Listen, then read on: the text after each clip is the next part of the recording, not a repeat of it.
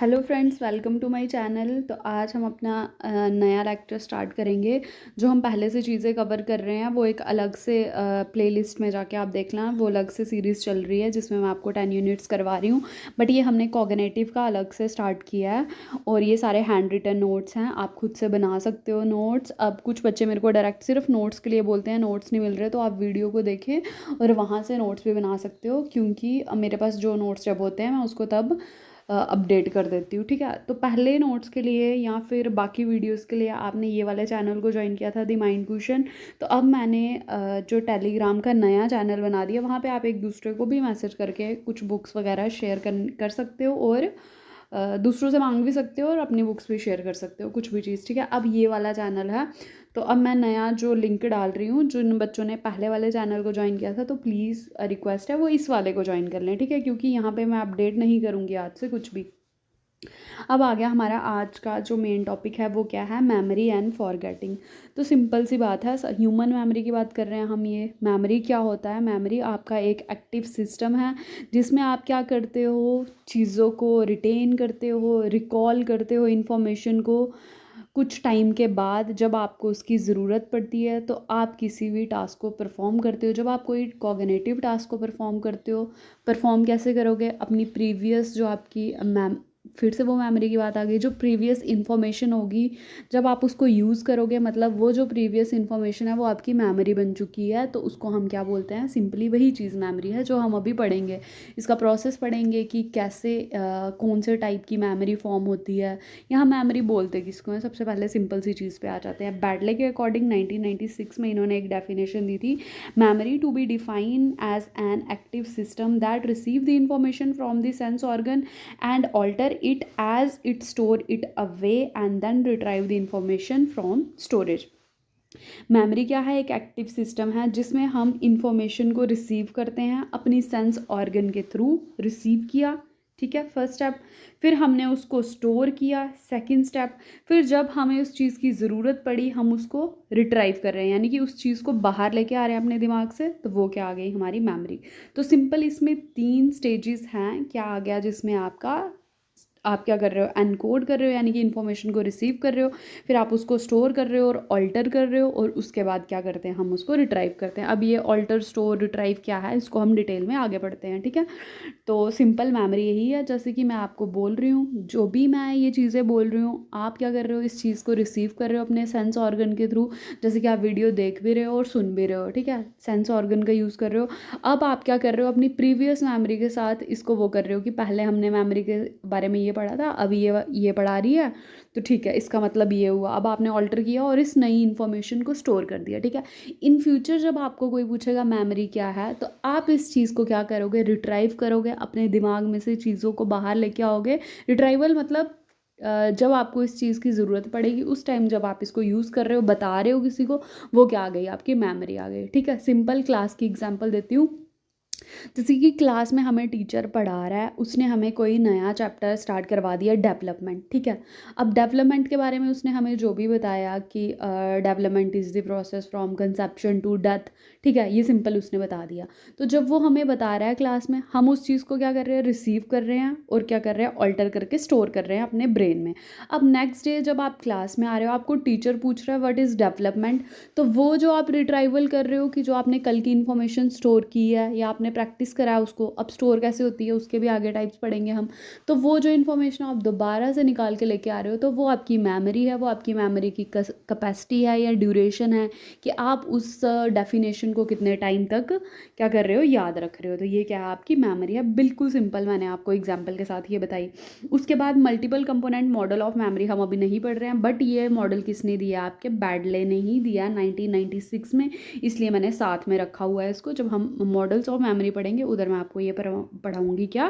Multiple component model of working memory, और ये बहुत ज़्यादा इंपॉर्टेंट है। लास्ट 2 या 3 ईयर से इसको नेट में पूछ रहे हैं। ठीक है, और उसके ये 3 कंपोनेंट कौन से आपके? फोनोलॉजिकल लूप, सेंट्रल एग्जीक्यूटिव और विजुअल स्केच पैड। ये तीनों क्या होते हैं, हम इनको डिटेल में पढ़ेंगे बाद में, मतलब जब हम मॉडल्स ऑफ मेमोरी में आएंगे तब।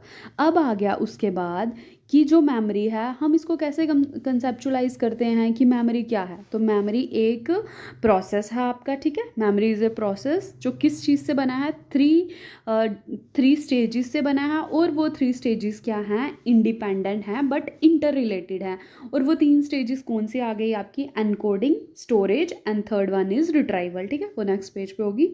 तो एनकोडिंग, स्टोरेज एंड रिट्राइवल क्या है, three stages of memory which are independent but are interrelated, ठीक है।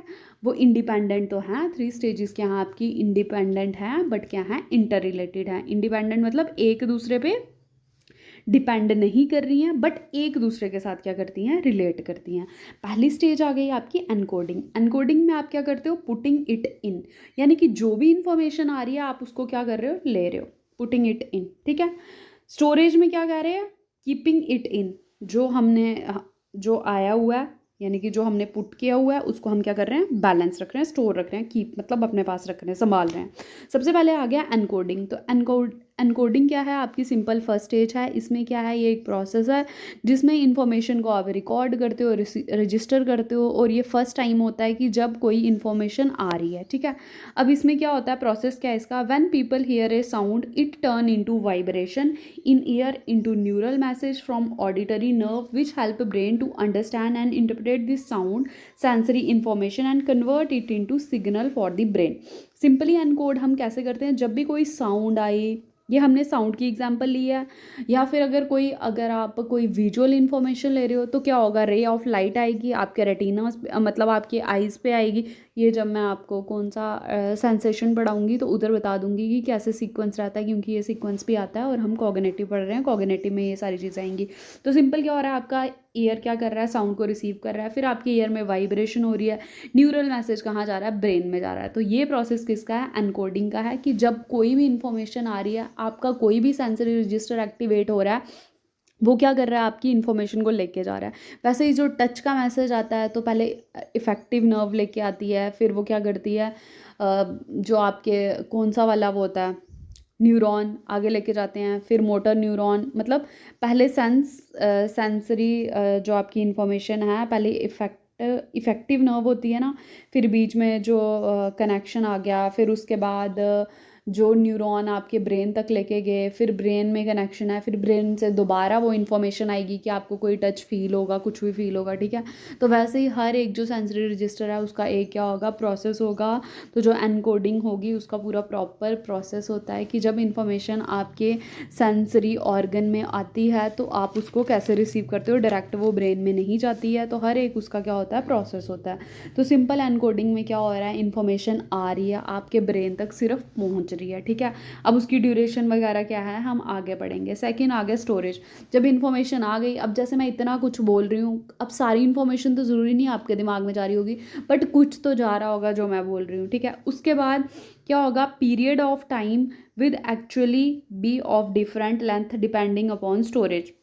अब स्टोरेज किस चीज़ के लिए रिस्पॉन्सिबल है ना, कि जो भी आप इंफॉर्मेशन आपके मतलब इंफॉर्मेशन जो भी आप रिसीव कर रहे हो आप अपने सेंसरी रजिस्टर से, तो जो इंफॉर्मेशन स्टोर हो रही है वो कितने टाइम के लिए स्टोर हो रही है, ठीक है। स्टोरेज में ड्यूरेशन की बात हो रही है। तो अगर वो आपकी 1 सेकेंड से कम के लिए स्टोर हो रही है तो वो क्या आ गई, आपकी सेंसरी मेमोरी आ गई। अगर 30 सेकेंड या 20 to 30 सेकेंड के बीच तक के लिए स्टोर रह रही है तो शॉर्ट टर्म आ गई, बट अगर 30 सेकेंड से वो एक्सटेंड कर रही है तो वो लॉन्ग टर्म मेमोरी आ गई। तो जो मेमोरी की ड्यूरेशन है वो आपको बताता है कि कौन से टाइप की स्टोरेज आपकी हुई है, क्या शॉर्ट टर्म मेमोरी इस्टेब्लिश हुई है कि फॉर्म हुई है, या फिर लॉन्ग टर्म मेमोरी फॉर्म हुई है, या फिर सिर्फ आपकी सेंसरी मेमोरी फॉर्म हुई है। तो आ गई आपकी सेकंड स्टेज यानी कि storage. Third one is retrieval. Retrieval का क्या मतलब आ गया, गेटिंग इट आउट, यानी कि उस इन्फॉर्मेशन को आप बाहर निकाल के लेके आ रहे हो। Getting information out from the storage into A form that is meaningful and which can be further used. Retrieval में क्या आ गया कि ऐसी इन्फॉर्मेशन जो आपने स्टोर करी हो उसको आप जब बाहर लेके आ रहे हो, किसी के साथ उसको कम्युनिकेट कर रहे हो मीनिंगफुल वे में, और आप उसको फ्यूचर में भी यूज़ कर सकते हो, उसको हम मेमोरी बोलते हैं। और ये इसका प्रोसेस था सिंपल। अब जो मैंने बोला इसमें से मैं आपको कंक्लूड करके बताऊं तो मैं जो भी बोल रही हूँ आपको जो समझ आ रहा है, आप ये जो रिसीव कर रहे हो ये एनकोडिंग है, आप इसको जितनी देर के लिए याद रख रहे हो वो क्या आ गई आपकी स्टोरेज आ जाएगी। कल को आपको कोई पूछेगा तुमने मेमोरी पढ़ा था उसका प्रोसेस बताओ, तो ये जो प्रोसेस ऑफ बताओगे, मीनिंगफुल वे में कम्युनिकेट करोगे इस इंफॉर्मेशन को, और फ्यूचर आगे भी अपने फ्यूचर में यूज़ करोगे किसी को बताने के लिए कि मेमोरी ये है, तो ये क्या आ गया, आपका रिट्राइवल आ गया। तो ये एक सिंपल सा प्रोसेस था, क्या, एनकोडिंग, स्टोरेज, रिट्राइवल।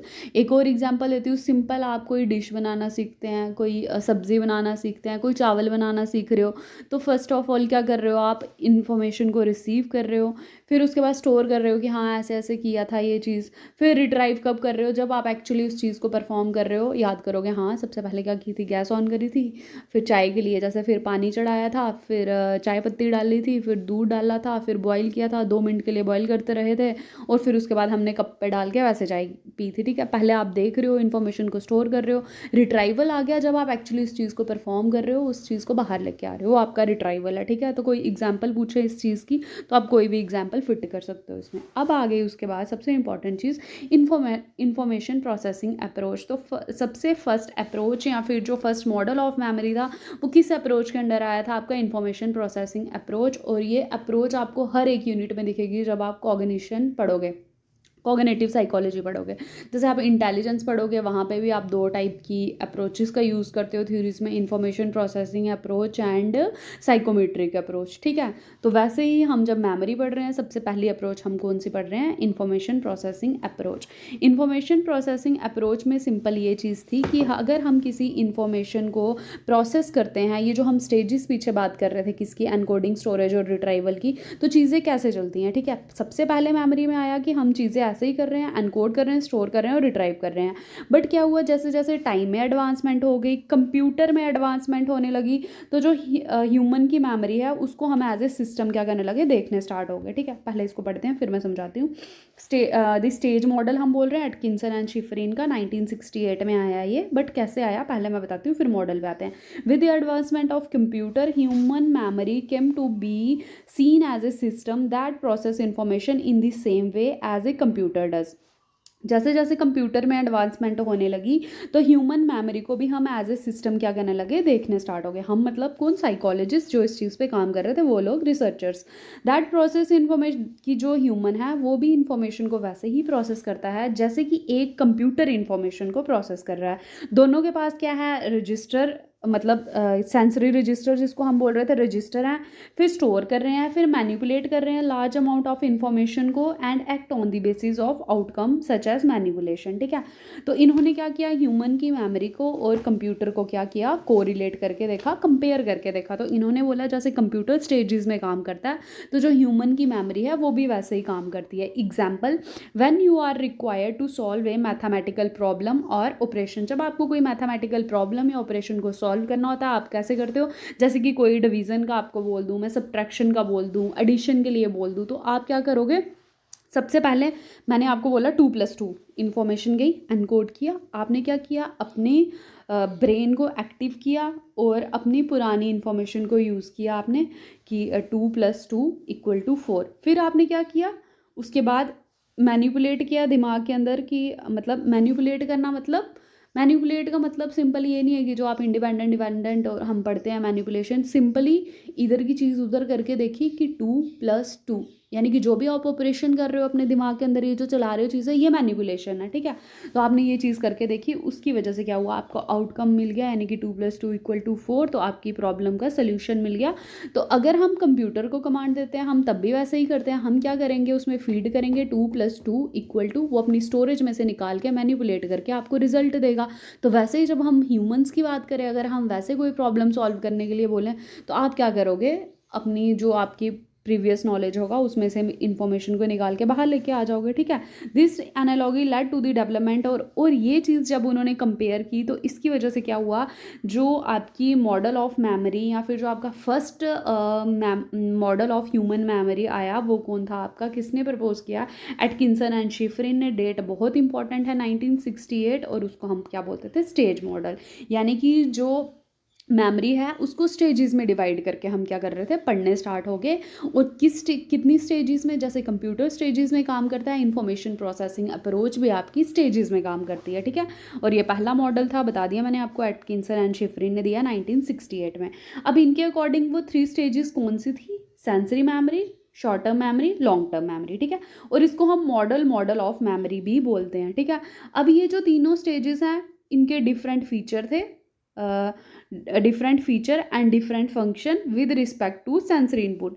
अब इन तीनों स्टेजेस के क्या हैं, डिफरेंट फीचर हैं और डिफरेंट क्या थे आपके फंक्शंस थे, किसके अकॉर्डिंग, सेंसरी इनपुट के अकॉर्डिंग। अब ये स्टेज बोलती क्या है, सबसे पहले देखो जो हमने पहले पढ़ा वही चीज़ थी ये। सबसे पहले क्या आ गई, इन्फॉर्मेशन आ रही है आपकी सेंसरी मेमोरी में जा रही है, फिर शॉर्ट टर्म में जा रही है, फिर लॉन्ग टर्म में जा रही है। मेन मुद्दा ये था कि इनकी स्टेजेस ये थी। अब इन्फॉर्मेशन आई, सेंसरी मेमोरी आ गई आपकी इकोइक या फिर आइकॉनिक, ठीक है।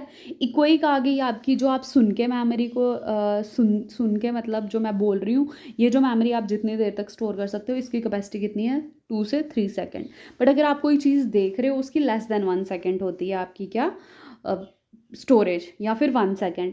स्टोरेज कैपेसिटी इसकी लार्ज थी बट ड्यूरेशन स्मॉल थी। यानी कि आप जैसे अगर आप देखते हो तो कैपेसिटी आपकी नज़र जहाँ तक जाती है आप उस चीज़ को वहाँ तक कैप्चर कर सकते हो, बट ज़्यादा देर के लिए नहीं वो आपकी दिमाग में वो चीज़ रहेगी।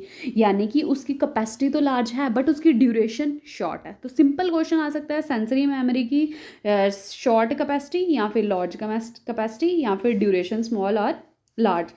तो याद रखना सेंसरी मेमोरी में क्या होता है, स्टोरेज की कैपेसिटी लार्ज है but duration less then second है, ठीक है। दूसरी चीज़ आ गई इसमें, अब शॉर्ट टर्म में कैसे जाएगी मेमोरी।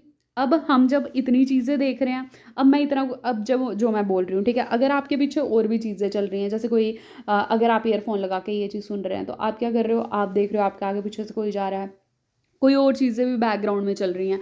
तो ये जो मैं बोल रही हूँ इसको समझने के लिए आपको क्या करना पड़ेगा, इस सेंसरी मेमोरी को शॉर्ट टर्म में कन्वर्ट करने के लिए आपको अटेंशन पे करनी पड़ेगी। तो अटेंशन की हेल्प से क्या होता है, अटेंशन की हेल्प से क्या होता है कि ये जो आपकी सेंसरी मेमोरी है ये शॉर्ट टर्म में कन्वर्ट हो जाती है। बट कौन सी अटेंशन आपको पे करनी है इसके लिए, selective attention. With the help of selective attention we can convert short term या फिर sensory memory into short term memory, ठीक है। तो सेलेक्टिव अटेंशन बहुत ज़्यादा इंपॉर्टेंट रोल प्ले करती है सेंसरी को शॉर्ट टर्म में कन्वर्ट करने के लिए। अब ये जो शॉर्ट टर्म मेमोरी है इसका क्या है, इसकी स्टोरेज कैपेसिटी स्मॉल है, इसकी देखो लार्ज थी, बट इसकी duration less than 30 second according to Atkinson and Shiffrin. Atkinson और शिफरिन के अकॉर्डिंग जो हमारी शॉर्ट टर्म मेमोरी है वो 15 to 30 सेकेंड है with rehearsal, but without rehearsal जो हमारी शॉर्ट टर्म मेमोरी है वो क्या है आपकी, लेस देन 20 सेकेंड, याद रखना, ठीक है। अब दूसरी चीज़ क्या आ गई, अब आपके पास शॉर्ट टर्म मेमोरी आ गई, उसके बाद जब आप क्या करोगे, जब वो शॉर्ट टर्म को अगर आपको लॉन्ग टर्म में कन्वर्ट करना है, अब सेंसरी को शॉर्ट टर्म में कन्वर्ट करने के लिए हमने अटेंशन दी थी कौन सी, सेलेक्टिव अटेंशन। वैसे ही जब हम क्या कर रहे हैं, शॉर्ट टर्म को लॉन्ग टर्म में कन्वर्ट कर रहे हैं, तो हम किस चीज़ का यूज़ कर रहे हैं, इलेबोरेटिव रिहर्सल का, ठीक है। इलेबोरेटिव रिहर्सल क्या होती है मैं अभी बताती हूँ आपको। तो with the help of elaborative rehearsal we can convert short term memory into long term memory. अब आ गई हमारी long term memory. Long term memory की क्या हो गई, हम इसको परमानेंट मेमोरी भी बोलते हैं। अगर कोई पूछ ले परमानेंट मेमोरी क्या है तो वो लॉन्ग टर्म मेमोरी है, वर्किंग मेमोरी क्या है तो वो शॉर्ट टर्म मेमोरी है, ठीक है। फिर आ गई आपकी परमानेंट मेमोरी, यानी कि स्टोरेज कैपेसिटी इसकी अनलिमिटेड है, इसकी लार्ज है और इसकी स्मॉल है, ठीक है। अब ड्यूरेशन इसकी स्मॉल थी, इसकी लेस देन 30 सेकेंड थी और इसकी ड्यूरेशन क्या है, अप टू लाइफ टाइम। जो भी आपकी 30 सेकेंड के ऊपर चली गई जितनी भी मेमोरी आपकी, वो आपकी लॉन्ग टर्म मेमोरी में हो गई। जैसे कि अभी आपको कोई बचपन का किस्सा पूछेंगे, आप 2 मिनट में बताओगे, वो आपकी लॉन्ग टर्म मेमोरी आ गई। बट अभी मैं आपको पूछूंगी जो मैंने इससे पहले वर्ड बोला, क्या बोला, तो वो क्या हो गई, आपकी सेंसरी मेमोरी हो गई, आपको भूल गया होगा, ठीक है। बट अगर आपने ज़्यादा अटेंशन पे करी होगी तो हो सकता है कि मैं जो लाइन अभी अभी बोल रही हूँ वो आपको याद रहे, तो वो क्या हो गई, आपकी शॉर्ट टर्म मेमोरी हो गई। बट अगर फिर भी अगर आप इसको जो मैं बोल रही हूँ मीनिंगफुल वे में समझ रहे हो, सिर्फ ऐसे कोई तुक्के मार के नहीं समझ रहे, एक कान से सुन के दूसरे से नहीं निकाल रहे, उसको रिलेट कर पा रहे हो अपने प्रीवियस नॉलेज के साथ कि हाँ ये चीज़ें ऐसे चलती हैं, तो अगर आपको उसका मीनिंग समझ आ रहा है, डीप लर्निंग हो रही है, तो वो क्या आ जाएगी, आपकी लॉन्ग टर्म मेमोरी में आ जाएगी, ठीक है। अब ये जो ऊपर मैंने लिखा है मैं एक चीज़ बताती हूँ आपको। अब सिंपल सबसे पहले यहाँ पे आ जाओ कि Atkinson and Shiffrin propose the notion of control process. अब ये सारा प्रोसेस जब उन्होंने पूरी कहानी बता दी कि 3 स्टेजेस हैं, ये स्टेजेस हैं, उसके बाद उन्होंने क्या बोला, ये 3 स्टेजेस तो हैं बट उन्होंने कुछ कंट्रोल प्रोसेसेस की भी बात करी, ठीक है। वो कंट्रोल प्रोसेस इंपॉर्टेंट है ताकि हम अपनी इंफॉर्मेशन को एक स्टेज से दूसरी स्टेज तक लेके जा सकें। अब वो कंट्रोल प्रोसेस कौन से हैं, which function to monitor the flow of information through various memory stages, की अगर इंफॉर्मेशन सेंसरी से अगर आपको शॉर्ट टर्म में लेनी है, शॉर्ट टर्म से लॉन्ग टर्म में लेनी है, तो कुछ कंट्रोल प्रोसेस परफॉर्म करने पड़ेंगे, ठीक है। सबसे पहला कंट्रोल प्रोसेस क्या आ गया आपका, सेलेक्टिव अटेंशन, जो मैंने आपको ये बताया। सेलेक्टिव अटेंशन की हेल्प से हम क्या करते हैं, सेंसरी को शॉर्ट टर्म में कन्वर्ट करते हैं। तो ये क्या लिखा मैंने यहाँ पे, first control process that decide what will travel from sensory register to short term sensory impression which do not receive attention fade away quickly. अब वो सेंसरी इंप्रेशन जो अटेंशन, जिनको अटेंशन नहीं मिलती है, वो क्या होता है, बड़ी आसानी से क्या होते हैं, गायब हो जाते हैं। तो अगर हमें सेंसरी मेमोरी को शॉर्ट टर्म में कन्वर्ट करना है तो हमें सिलेक्टिव अटेंशन पे करनी होगी। दूसरी चीज़ आ गई मेंटेनेंस रिहर्सल, ठीक है। अब एक चीज़ है, क्वेश्चन आता है मेंटेनेंस रिहर्सल एंड चंकिंग, ठीक है। ये क्या कंसेप्ट है, ये कंट्रोल प्रोसेस आपके जो कब परफॉर्म होते हैं, शॉर्ट टर्म मेमोरी के टाइम परफॉर्म होते हैं, लॉन्ग टर्म में परफॉर्म नहीं करते हम इनको, शॉर्ट टर्म का ये पार्ट है। मेंटेनेंस रिहर्सल एंड चंकिंग, ठीक है। मेंटेनेंस रिहर्सल में क्या होता है, these kind of rehearsal simply maintain information. इस टाइप की जो रिहर्सल है ये क्या करती है, सिंपली इन्फॉर्मेशन को मेंटेन करती है, किसकी हेल्प से, through repetition and when such repetition discontinue the information is lost. और जैसे इस रिपीटिशन को हम बंद करते हैं तो क्या होता है, हमारी इंफॉर्मेशन लॉस्ट हो जाती है। जैसे कि हम कोई फ़ोन नंबर याद रखते हैं, हम रट्टा मारते हैं, हाँ ठीक है, कोई भी फ़ोन नंबर, ठीक है, तो हम बार बार उसको रिपीट करके याद करते हैं, बट जब हमने वो चीज़ करना बंद कर दी तो हमें भूल जाएगा, ठीक है। या फिर मेंटेनेंस रिहर्सल में आपको एक चीज़ और बोल देती हूँ, जैसे कि अभी अगर आप मास्टर्स फर्स्ट ईयर के स्टूडेंट हैं या ग्रेजुएशन फर्स्ट ईयर के स्टूडेंट हैं, तो जो सिलेबस आप अभी के सेमेस्टर में पढ़ रहे हो ना, जब तक आपका पेपर नहीं होता आप उसको रिवाइज़ करते हो, ठीक है, रिवाइज़ कर रहे हो, रिपीट कर रहे हो, तो आपको याद रह रहा है वो। बट जैसे आप थर्ड सेमेस्टर में पहुंचोगे ना, मैं आपको फर्स्ट सेमेस्टर का पूछूंगी ना, आप भूल चुके होंगे, क्योंकि आपने रिहर्सल बंद कर दी है, तो वो चीज़ आपको भूल गई है। बट अगर आप उसको, अब हम बोलें कि अब जैसे मैंने ये अपने टाइम पढ़ा था, अभी कोई मुझे पूछे, मुझे तो ये चीज़ें याद हैं, बट अगर आप पढ़ोगे हो सकता है कि आपको भूल जाए।